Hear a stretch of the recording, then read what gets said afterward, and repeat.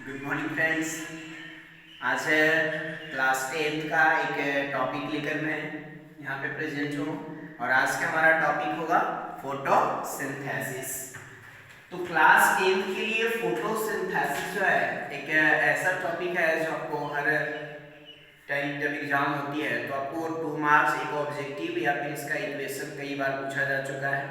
तो उसको आज हम लोग इजी वे में समझेंगे कि फोटोसिंथेसिस क्या है। बहुत इंपॉर्टेंट टॉपिक्स होती है।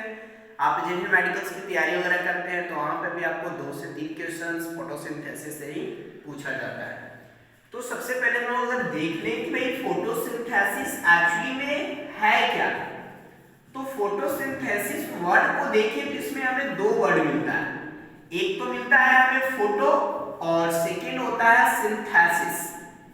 एक्चुअली में जो फोटो वर्ड होता है यह फोटो वर्ड बना है फोटोन से। फोटो वर्ड है फोटोन से बना है और फोटोन का मीनिंग हम लोग जानते हैं कि क्या होता है, light. And synthesis which means to preparation, यानी बनाएगा। क्या चीज बनाएगा भाई?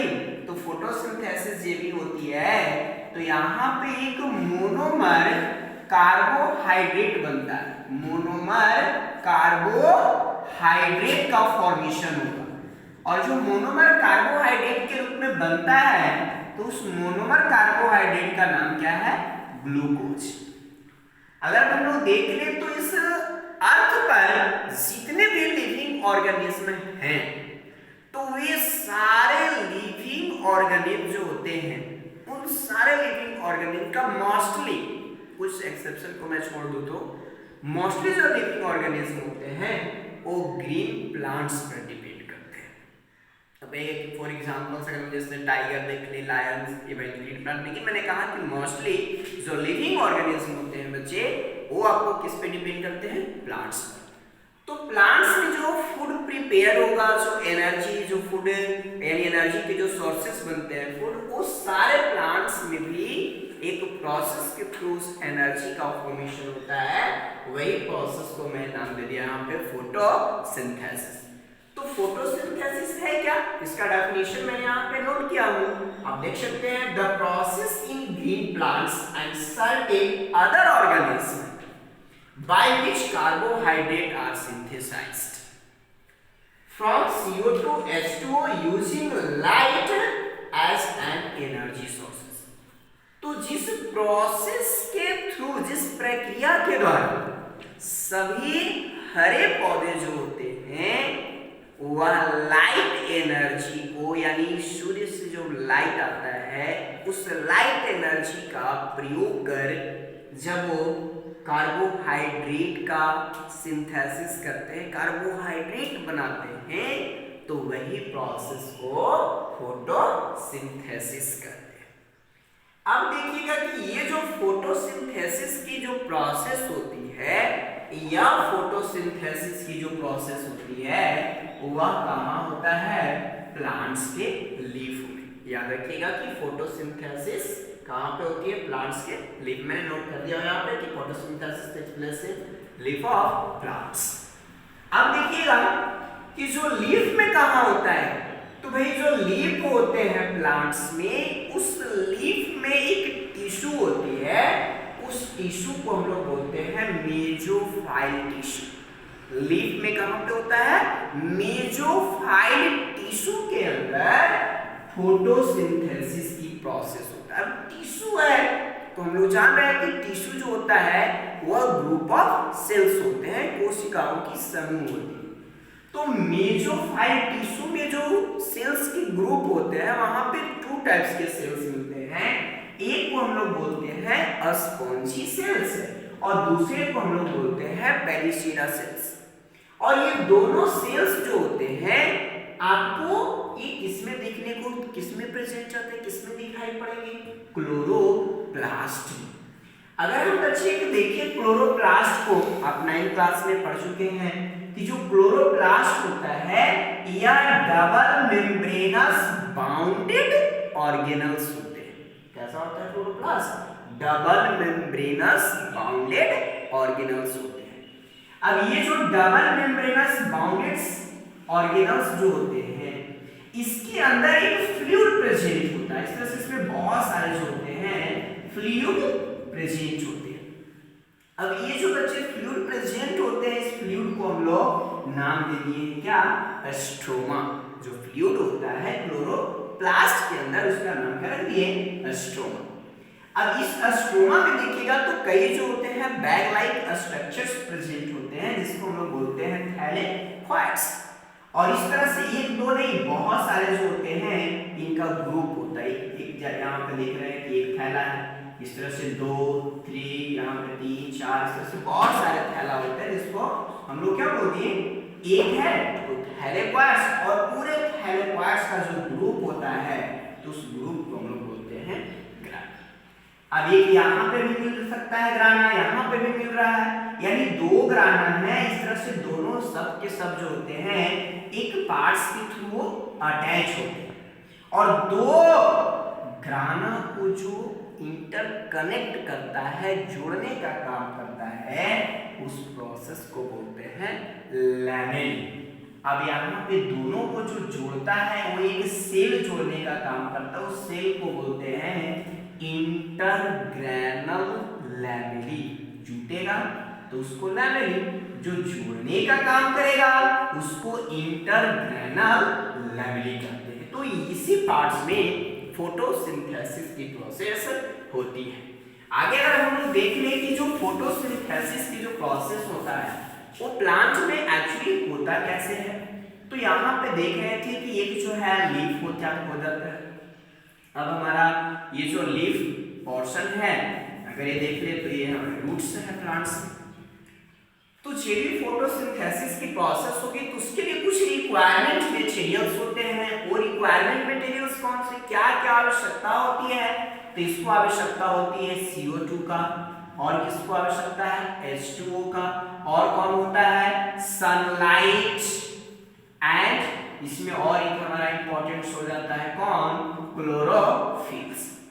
अगर ये 4 ऐसे कंस्टिट्यूएंट पार्टिकल्स हैं जो नीडेड होते हैं फॉर फोटोसिंथेसिस प्रोसेस के लिए, तो ये सारे रिक्वायरमेंट सब्सटेंस प्लांट को ऑब्टेन कहां से होता है, कहां से इसको प्राप्त करता है।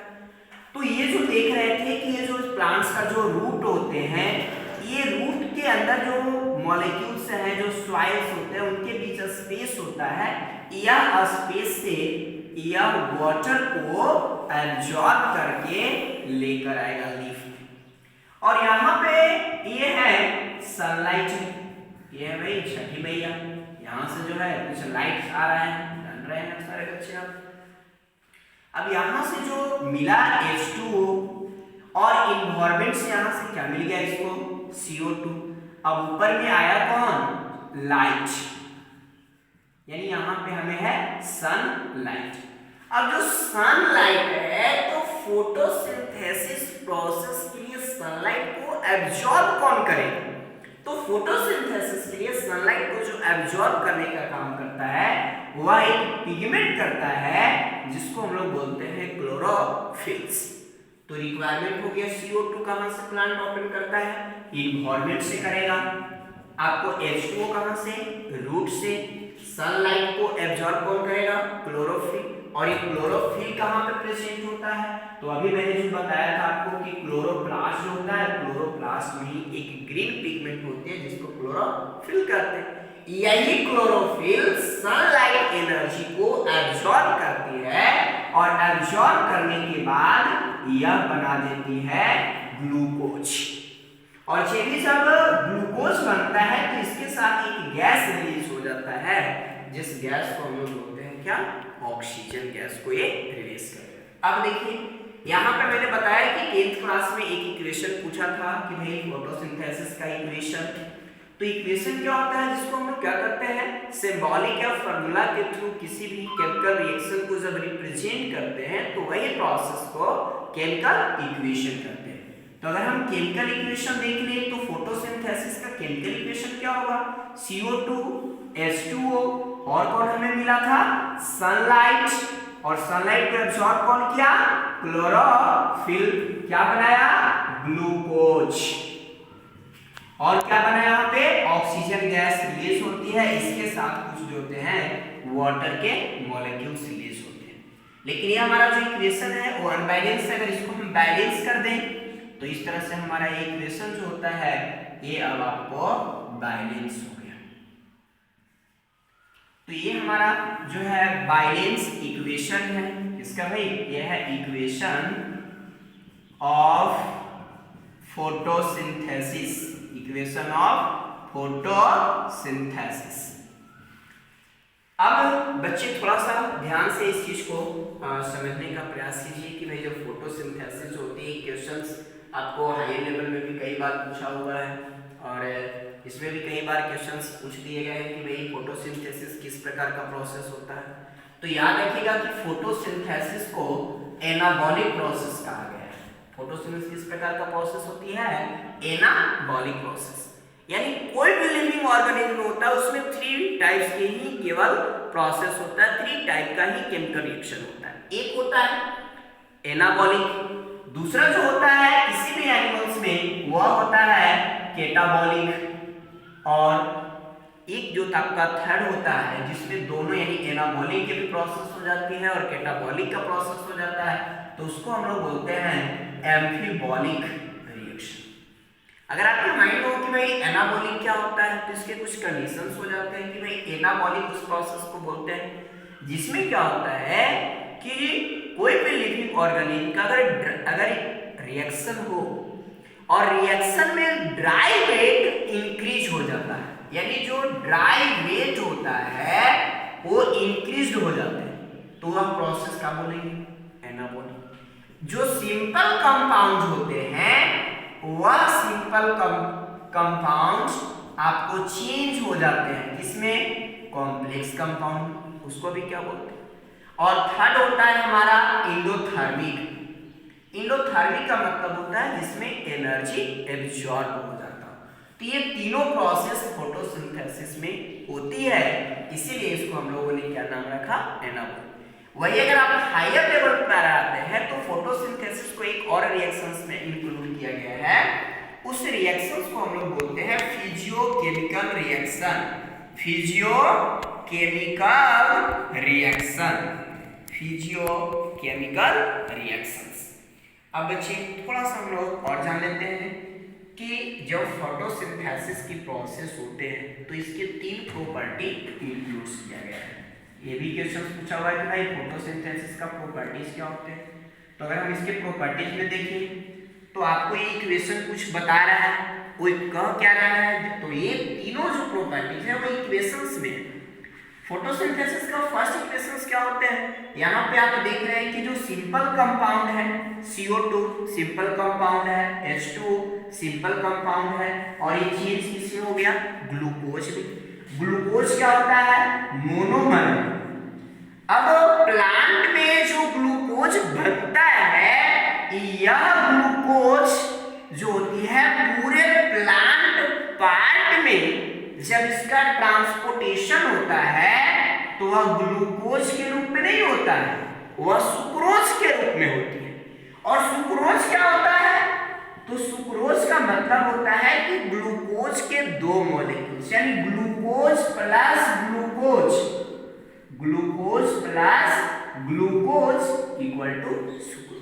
तो फोटोसिंथेसिस से बना ग्लूकोज यानी एक कार्बोहाइड्रेट का मॉलिक्यूल। इस तरह से जब फोटोसिंथेसिस होता है तो बहुत सारे मॉलिक्यूल्स बनते हैं। अब जो ट्रांसपोर्ट होगा पूरे प्लांट बॉडी में वो ग्लूकोज के रूप में नहीं होगा बच्चे, किस फॉर्म में होता है, सुक्रोज के रूप में। और जब यह सुक्रोज के रूप में पूरे प्लांट्स में जब ट्रांसपोर्ट हो जाता है और उसमें जो बच जाते हैं, रिमेनिंग जो फूड बच जाते हैं, वह रिमेनिंग जो होते हैं वो सब के सब आकर रूट में जमा हो जाते हैं। तो रूट में जो जमा होते हैं वो पॉलीमर के रूप में होते हैं, और ये जो कार्बोहाइड्रेट का जो पॉलीमर के रूप में जमा होते हैं वह जमा सबस्टांस को हम लोग क्या कहते हैं, स्टार्च बोलते हैं। जो जमा होगा उसको क्या बोलेंगे, स्टार्च। तो फर्स्ट प्रॉपर्टी क्या कर रहा है, हम लोग देख रहे हैं बच्चे, CO2 है और H2, ये क्या है, सिंपल कंपाउंड्स हैं, और ये किसमें चेंज हुआ, ग्लूकोज में। ग्लूकोज क्या होता है हमारा, कॉम्प्लेक्स कंपाउंड। तो फर्स्ट फोटोसिंथेसिस का प्रॉपर्टी क्या हो गया कि simple compounds change into complex compound. इसमें जो होता है सिंपल कंपाउंड किसमें चेंज होगा आपको कॉम्प्लेक्स कंपाउंड। सेकेंड प्रॉपर्टी को अगर हम लोग देखें तो साफ सिलाकर बोल रहा है भाई इक्वेशन में ध्यान दीजिए कि जो सनलाइट है यानी सनलाइट में जो हमें एनर्जी मिलेगा वो कौन सा एनर्जी रहेगा लाइट एनर्जी। और यहाँ पे जो ग्लूकोज बना तो ग्लूकोज से जो एनर्जी मिलता है वो कैसा एनर्जी होता है केमिकल एनर्जी। तो हमारा जो सेकेंड प्रॉपर्टी सब यानी सेकेंड प्रॉपर्टी को देखें तो हमारा क्या कहता है सिंपल सेकेंड प्रॉपर्टी हमारा कह रहा है कि जब फोटोसिंथेसिस होता है during the photosynthesis light energy change into chemical energy. Light energy change into chemical energy. देख रहे हैं सनलाइट से लाइट एनर्जी ग्लूकोज में कन्वर्ट किया तो केमिकल एनर्जी। तो फर्स्ट प्रॉपर्टी क्या मिला CO2H2 ग्लूकोज में चेंज हुआ simple compound change into complex compound light energy change into complex energy chemical energy. Third को अगर हम लोग देखें थर्ड जो प्रॉपर्टी होती है वो क्या कर रहा है कि जो फोटोसिंथेसिस की प्रोसेस होता है तो एक गैस रिलीज हो रहा है कौन सा गैस है वो CO2। तो थर्ड प्रॉपर्टी हम बच्चे लिख सकते हैं during photosynthesis oxygen gas release during photosynthesis oxygen gas released. तो जब फोटोसिंथेसिस की प्रोसेस होती है तो ऑक्सीजन गैस रिलीज्ड हो जाती है। अब एक बात आता है कि जो ऑक्सीजन गैस रिलीज्ड होती है एक्चुअली में वो होता कहां से है क्या वो वाटर से निकलता है कि CO2 से निकलता है। तो इसको एक लैब में एक्सपेरिमेंट किए थे एक साइंटिस्ट थे उनका नाम था कार्ल बोन और कार्ल बोन ने ही अपने इक्वेशन में इस चीज को प्रूफ किए थे जो मैं आपको यहाँ पे बता दे रहा हूँ। इन्होंने कहा कि CO2 और H2O के जगह पर इन्होंने H2S को रखे और जब यहाँ पे फोटोसिंथेसिस कराया गया था यहाँ पे सनलाइट भी मिला और क्लोरोफिल भी था। लेकिन जब फोटोसिंथेसिस हुआ तो ये ग्लूकोज तो बना बट यहाँ पे जो गैस रिलीज हुई थी वह हाइड्रोजन गैस रिलीज हुआ। मैंने किसको हटाया यहाँ से H2S यानी यहाँ पे मैंने सल्फर गैस जो थी वो रिलीज हुई थी क्षमा कीजिएगा H2S यानी ऑक्सीजन के जगह पर हमने सल्फर को रखा और सल्फर को रखे तो कौन सा गैस रिलीज हुआ सल्फर यानी रिमूव किसको किया गया था ऑक्सीजन को रखा किसको गया सल्फर। कौन सा गैस रिलीज हो रहा है अब सल्फर कौन नहीं हुआ ऑक्सीजन। तो यह प्रूफ किया था कि जो फोटोसिंथेसिस में ऑक्सीजन गैस रिलीज होती है वह किससे होता है वाटर से होता है न कि CO2 से। थैंक्स।